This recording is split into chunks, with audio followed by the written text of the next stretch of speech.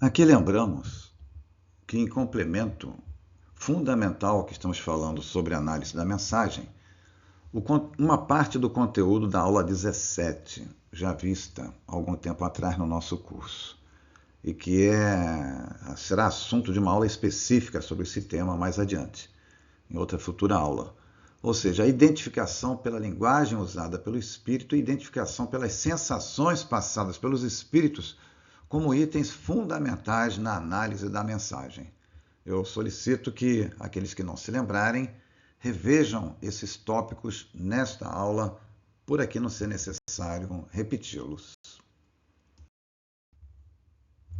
Conforme falei anteriormente, estou trazendo aqui uma mensagem para informação, exemplificação do que nós estamos comentando, mas não a ponto de analisar totalmente, né? Aqui é uma mensagem comum, que comumente vem no trabalho mediúnico, para nós termos uma ideia. Qualquer médium pode recebê-la, tendo as condições para isso. É uma mensagem, como está assinada aí, um irmão sempre presente. Pode ser um benfeitor ou alguém da equipe espiritual de menor hierarquia. Olha só o que ele nos diz a mensagem. O grupo é aguardado por uma semana. Grande é o número de espíritos que necessitam passar por aqui, tentando expressar suas dores, suas mágoas, suas aflições, para finalmente darem prosseguimento à sua caminhada proveitosa.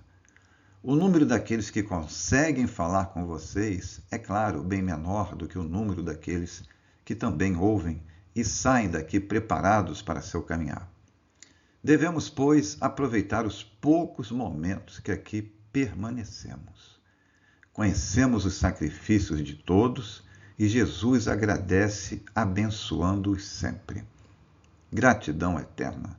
Eis o que sentimos com o trabalho bendito e abençoado. Todos agradecem e se emocionam sempre. Jesus abençoará a todos. Gratidão, gratidão. Um tema que todos nós sabemos, mas é abordado por quem participa do outro lado da vida, dando um retorno de tudo isso que nós falamos sobre preparação, dedicação, compromisso com a tarefa, né? E ele relata aqui de uma maneira muito profunda a importância de um trabalho mediúnico que une dois planos da vida para aqueles sofredores que se manifestam e outros que não se manifestam, mas que são beneficiados por isso, como também estamos sabendo das aulas, dos estudos das obras mediúnicas, não é? Quando ele diz o número daqueles que conseguem falar com vocês é bem menor, não é? E vejam aqui, numa frase, ele consubstancia a grande importância da reunião, ao dizer: devemos, pois, aproveitar os poucos momentos que aqui permanecemos. Ou seja, aqueles momentos são tão importantes e requerem todo um preparo, né, para que eles ocorram, para que ele ocorra. E é de fundamental importância para aqueles que dele se beneficiam. É uma tarefa divina para nós. Temos uma oportunidade de ouro dela participarmos, né? E ele ainda destaca: conhecemos os sacrifícios de todos, né? Então vejam que aqui a mensagem foi corrigida gramaticalmente depois de ter sido psicografada, analisada aí o conteúdo moral, tudo aquilo que nós falamos nas 3 aulas, incluindo a de hoje. Aqui está de uma maneira simples, mas tem que analisar cada detalhe. A mensagem, como nós falamos hoje, ela veio trazer uma motivação. Não acontece isso todas as reuniões, nem todo mês, às vezes uma vez por semestre, né? Vem alguém destacar, ou até alguém da equipe espiritual, ele não fala isso aqui, né? Mas nos é lícito pensar que essa reunião tenha sido tão importante e todos tenham se emocionado do outro lado. É uma especulação minha. E que eles se acharam na obrigação, no dever moral de exteriorizar aquela alegria para o próprio grupo, né? A alegria de um trabalho bem feito. Então, que não é resultado do improviso, é uma reunião séria. Então fica aí para avaliação de vocês, uma mensagem que é comum, como eu me referi anteriormente. E agora chegou a hora de fazer uma rápida lembrança de alguns tópicos de que nós já vimos em aulas anteriores durante o nosso curso, mas procurei especificar mais detidamente para a tarefa do médium psicógrafo, né? Pouca coisa. Então vejam só, um deles é a eterna vigilância. Sempre tem que lembrar, porque a rotina é o nosso pior inimigo. Nós temos que estar sempre atentos às nossas emoções, pensamentos, para evitar possíveis influências espirituais. Nós não vamos conseguir. A nossa existência inteira nós vamos ser assediados por estarmos encarnados. Mas conforme já falei em aulas anteriores, você sofrer obsessão é comum no nosso mundo, mas se tornar um obsediado é outra história.